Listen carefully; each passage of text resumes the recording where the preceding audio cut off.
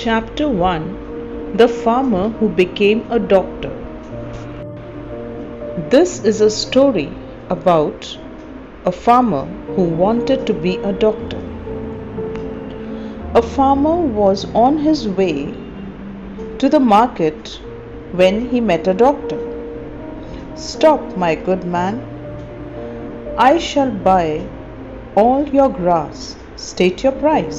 The doctor told him that I will buy all the grass. You tell me how much money do you want. The two bargained and finally agreed to an arrangement. Both bargained and then decided for an arrangement. What was the arrangement? Fair exchange. You get my cane, that is the stick that he used to use,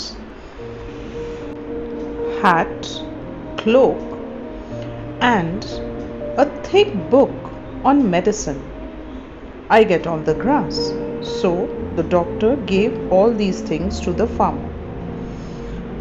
The farmer returned home. When he came home, his wife got annoyed and said, "Did you sell all the grass for this useless stuff?" The farmer said, "Yes, so I can fulfill my dream of becoming a doctor," because he wanted to be a doctor.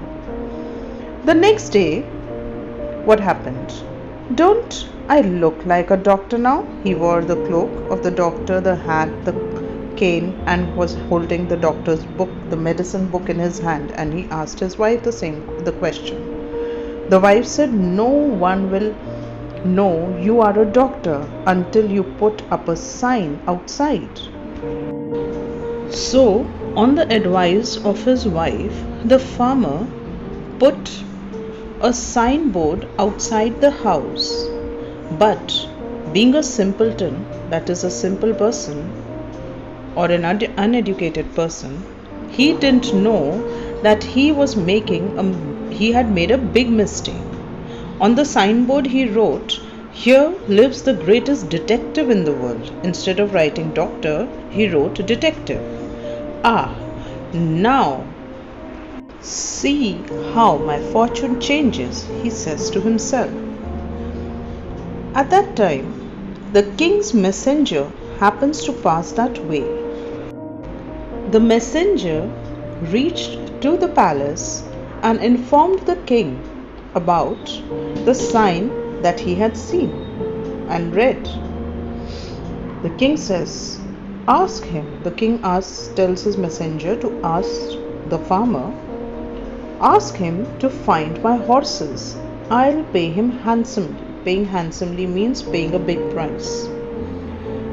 The farmer was poring over the doctor's thick book of medicine when the royal messenger arrived. He was poring over, that means he was very interestingly, deeply reading it, trying to read it. Two of His Majesty's horses are missing. He wants your help to find them, the messenger tells the farmer. The farmer is taken aback. He's surprised. Perhaps, then he's thinking to himself, perhaps a doctor is supposed to give a prescription even for something like this.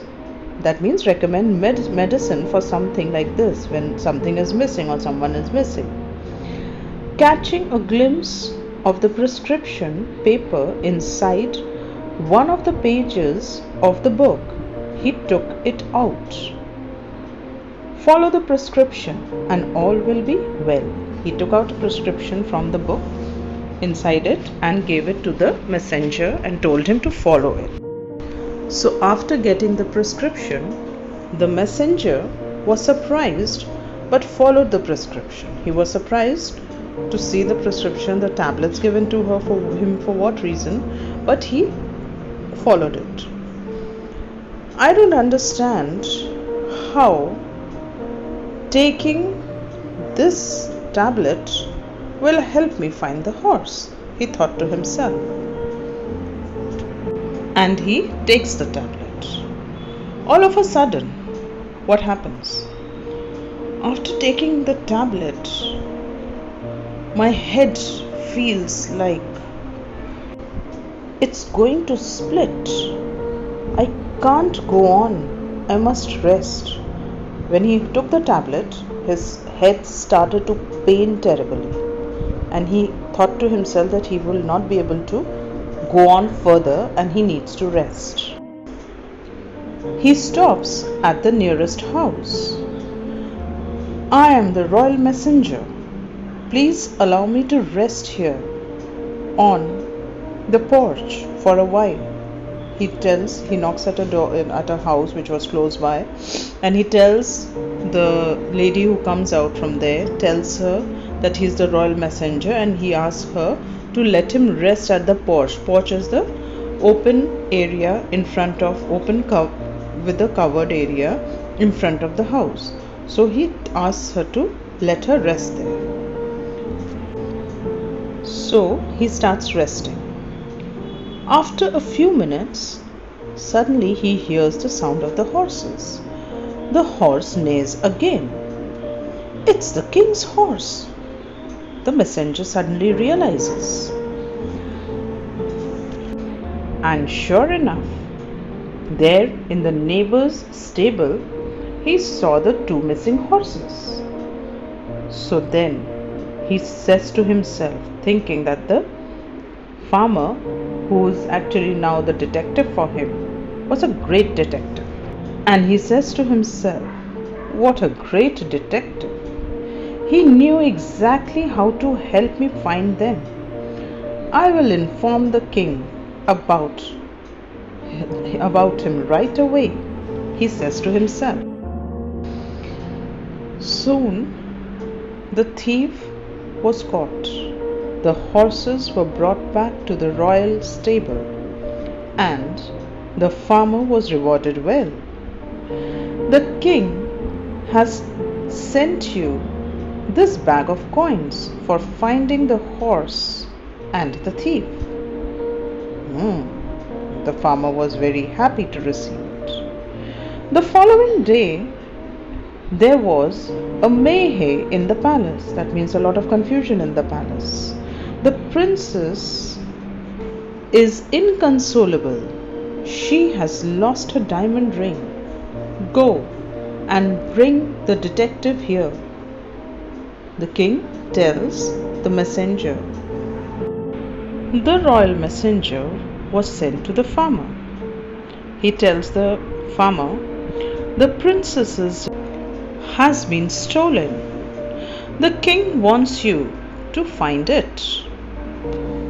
And now again the farmer is surprised. But how am I not a... He's trying to say, but he's not able to speak out.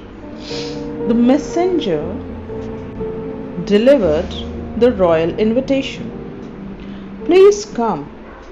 The king wants you and your wife to have lunch with him before you look for the ring. The farmer and his wife went to the palace. His Majesty is waiting for you in the banquet hall.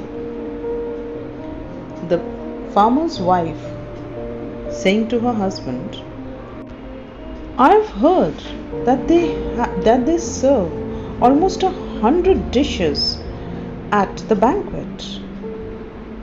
So that is what she's heard. She's telling him, let's keep a count. He says, let's count all the dishes. The servant brought the first course, the first part of the meal. Here comes the first. The servant turned pale. He thought he was counting the thief, and he turned yellow in face, and he returned to the kitchen. The detective knows that the three of us have stolen the ring. He said, I was the first. What do you do now? Stop imagining things the other two thieves told this servant, the first one. The second servant went to serve the next dish. There comes the second. The servant returned to the kitchen, terrified. So now you know, I wasn't imagining them. The first servant says that he wasn't imagining anything. We must make him come here to the kitchen. They thought to them, they discussed among themselves, so that we can tell him not to report us to the king. They are telling each other that we should decide and we should bring him to the kitchen so that he doesn't report us to the king, or else they may lose their job. The first servant quickly wrote a note to the farmer. Give this to him, but see that you don't arouse suspicion. The first servant writes a note and tells the third one to give the note to the farmer and just see to it that there is no suspicion, no one catches them. There comes the third. He tells his wife. The servant dropped the note discreetly onto the farmer's lap. That means discreetly means specially, so that it was visible to the farmer. So the farmer read the message. After the meal was over, the farmer went to the kitchen. As he went to the kitchen, all the three servants, they asked him, "How did you know we stole the ring?" The farmer couldn't believe his good luck. So, they have stolen the ring. That is what he understood. Please don't tell the king. He will punish us severely. The servant started begging to him, because the king would punish them really very badly. The farmer came up with an idea. He told them to promise never to steal again, and also he told them to put the ring in the cake that he was baking. Soon the king asked the farmer as if he had found the ring. So the farmer, pointing out at the ring on the cake, showed, there it is. And the king was wondering to himself, you mean to say that the ring was all this while in the cake? The king rewarded the farmer generously. He gave him a lot of money as reward. But he no longer wanted to be a doctor. The farmer no longer wanted to be a doctor. When he reached home, he took off the signboard that he had put outside his house and he dumped it into the bin, because he no longer wanted to be the so-called doctor and just finding out things as a detective. So that is the story.